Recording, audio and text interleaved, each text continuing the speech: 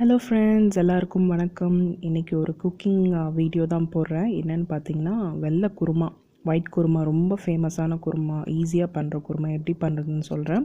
அதுக்கு தேவையான இன்க்ரீடியன்ட்ஸ் வந்து 2 பச்சை மிளகாய் எடுத்திருக்கேன், ஒரு தக்காளி சின்ன சின்னதாக வெட்டி வச்சுருக்கேன், 2 பெரிய வெங்காயம் நீட்டமாக வெட்டியிருக்கேன், கருவேப்பிலை, தாளிக்கிறதுக்கு கடுகு, சோம்பு, சீரகம், 2 லவங்கம், தேங்காய் வந்து அரைக்கிறதுக்குங்க. இப்போ நான் எப்படி தாளிக்கிறதுன்னு ஃபஸ்ட்டு சொல்லிடுறேன். ஃபஸ்ட்டு வேணுன்ற அளவுக்கு எண்ணெய் ஆட் பண்ணிக்கோங்க. நான் கடலெண்ணெய் ஆட் பண்ணுறேன். தேங்காய் எண்ணெய் ஆட் பண்ணால் இன்னும் சூப்பராக இருக்குங்க. நான் வேணுன்ற அளவுக்கு கடலெண்ணெய் ஆட் பண்ணிக்கிறேன். எண்ணெய் காஞ்சதுக்கப்புறம் கடுகு போட்டுக்கோங்க. கடுகு வெடித்ததும் சோம்பு போட்டுக்கோங்க, சீரகம் போட்டுக்கோங்க. எல்லாம் கால் ஸ்பூன் மட்டும் போடுங்க. 2 லவங்கம் போடுறேங்க, பட்டை கிடையாது, லவங்கம். நெக்ஸ்ட்டு கருவேப்பிலை போட்டுட்டு வெங்காயம் போட்டு நல்லா அதை சாட்டே பண்ணுங்கள்.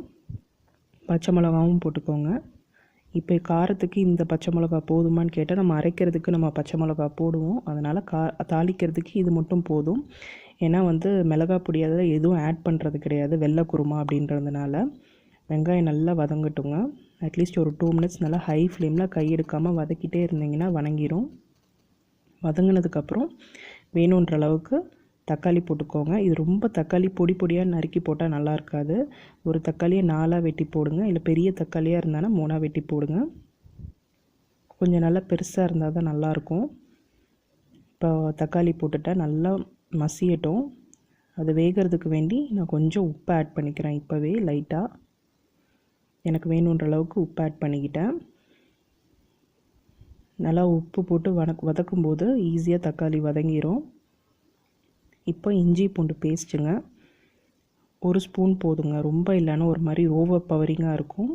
நான் காட்டுற அளவுக்கு 1 ஸ்பூன் இஞ்சி பூண்டு பேஸ்ட்டு போதும். இப்போ அரைக்கிறதுக்கு பார்த்திங்கன்னா 5 மிளகாய் எடுத்திருக்கேன், பச்சை மிளகாய், 1 கப் தேங்காய், கொஞ்சம் 1/4 ஸ்பூன் சீரகம், 1/4 ஸ்பூன் சோம்பு, 2 லவங்கம், அப்புறம் திக்னஸ்க்கு வேண்டி பொட்டுக்கடலை போடல அப்படின்னா நம்ம 1 ஸ்பூன் கசகசா போட்டுக்கலாம். பொட்டுக்கடலை வந்து நம்ம திக்னஸ்க்கு தான் போடுறோம். இப்போ நான் அரைச்சிக்கிட்டேன். நல்லா தண்ணி விட்டு அரைச்சதுக்கப்புறம் அந்த மிக்சரை நம்ம வந்து தாளித்து வச்சுருந்த அந்த இதில் வெங்காயம் தக்காளி மிக்சரில் நம்ம போட்டு நல்லா கையெடுக்காமல் கலக்கிட்டே இருங்க. தண்ணி ஊற்றக்கூடாது. இப்போது நல்லா ஒரு 2 மினிட்ஸ் நல்லா கலக்கி விட்டதுக்கப்புறம் நல்லா கொதி வருங்க. அந்த கொதி வந்துட்டு இருக்கும்போது நம்ம அந்த மிக்சியில் மீதி இருந்த தேங்காய் மிக்சரில் கொஞ்சம் தண்ணி ஆட் பண்ணி நான் இப்போ இந்த வதக்கிட்டு இருந்த அந்த மிக்சரில் நான் போட்டுடுறேன். வேணுன்ற அளவுக்கு உப்பு ஆட் பண்ணி நல்லா கொதிக்கட்டுங்க. அட்லீஸ்ட் ஒரு 5 மினிட்ஸ் நல்லா கொதிக்கணும். அந்த பச்சை வாடை போகிற அளவுக்கு கொதிக்கணும்.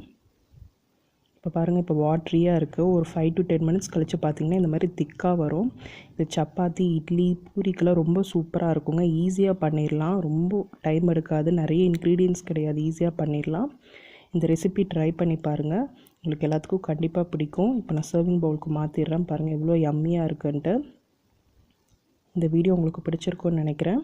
பிடிச்சிருந்தால் சப்ஸ்கிரைப் பண்ணுங்கள், மறக்காமல் ஷேர் பண்ணுங்கள், ஒரு லைக் கொடுங்க. தேங்க்ஸ் ஃபார் வாட்சிங்.